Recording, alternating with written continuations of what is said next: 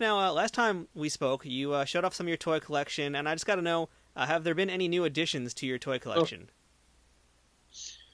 dude, too many. So part of what I've been doing this year, and it's funny, I've always done this, but I've never done it on Instagram. So it's been interesting because it's just amazing what social media can do connecting dots. But I've been much more aggressive about finding new toy stores that I've never gone to before. So, like, I've always gone to the same toy stores in Chicago or in Portland or whatever. But, like, now I'm really trying to find a new vintage store anytime I travel for the stand up business or whatever. I went to an amazing store yesterday in Houston called Misfit Toys TX. Amazing store. So I mean, just yesterday, I bought 5 or 6 new things. So I mean, my collection is growing faster than it ever has. It's good and bad. I finally got the GI Joe hovercraft, the whale, this year. Congratulations, that's one of the It's best. finally off the list. That was a grail. Uh, I've got some other pretty cool Dune stuff this year that I never got before. Some prototypes. I got the very rare Dune pillowcase and sheets that are like almost impossible to find. I did get something super cool I'm excited to talk about. It's not really a toy, but it's related, if you don't mind. Go for it, yeah. I was in a toy focused thrift store here in Burbank. So, just to be clear, not a flea market in Albuquerque or a flea market in Montana. I'm literally in a store in Burbank, which is the two of the four major studios are here of vintage toys and pop culture. I go there about once a month for 10, 15 years. I see on a shelf a mug for Star Trek 7. And I did like a double take. I almost didn't buy it. It was just so weird. I bought it for $8.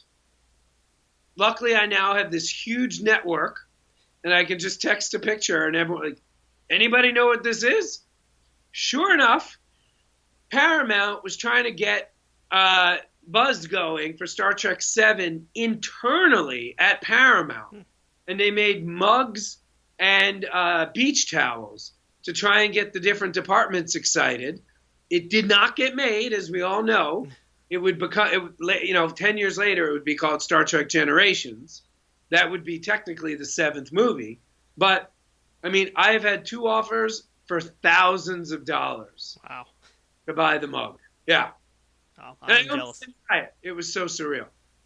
Well, since the last time we spoke, I actually got into the Star Trek proto game myself. I ended up picking up a few test What'd you get? shots and a few hard copies. I'll show you those off camera because, again, we talked about the toy black market where you can't really save where you got Yeah. things from. I'll show you those later on. And sorry, guys at home, you won't be able to see them this time around, but you'll see them soon enough on Trek Back Tuesday. But Nice. since we're talking about stores, being the international man of mystery that you are, what are your top stores around the country that you like to go to, or that are just some of your favorite places that you've been to for buying toys, vintage or new?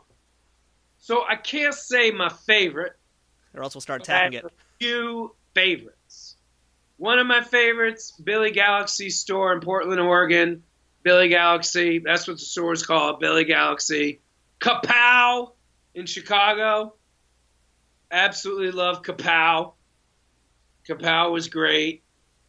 Time Bomb in Minneapolis is awesome. So Billy Galaxy in Portland, Kapow in Chicago, and Time Bomb in Minneapolis. Phenomenal. Absolutely phenomenal. And I also, like I said, I love the Misfit Toys I just went to in Houston, Texas.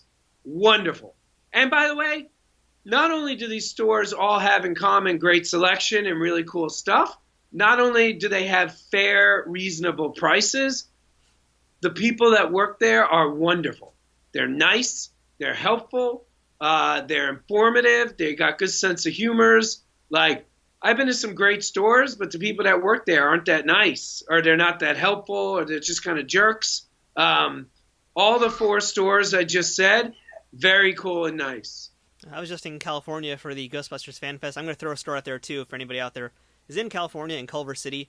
I just went to Big Lou's Toys and Collectibles, which is on Sepulveda Boulevard. I don't remember the number.